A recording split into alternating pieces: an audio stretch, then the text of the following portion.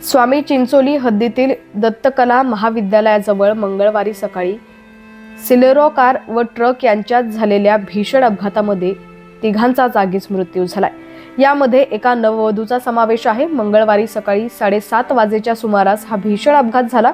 मृतांमध्ये बुवासाहेब दत्तात्रय धोंडे, राजू बबनराव मस्के आणि नववधू राधा अजय मस्के यांचा समावेश आहे।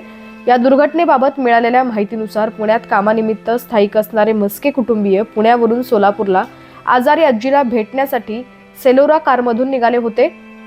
त्यांची कार स्वामी चिंचोली गावाच्या हद्दीत दत्तकला महाविद्यालयाजवळ आली असता सोलापूरकडे निघालेल्या मालवाहू ट्रकला पाठीमागून जोरात धडक दिली। ही धडक इतकी भीषण होती की या अपघातात बुवासाहेब दत्तात्रय धोंडे, राजू बबनराव मस्के आणि राधा अजय मस्के यांचा जागीच मृत्यू झाला। यामध्ये राजू मस्के हे राधा मस्के यांचे सासरे आहेत।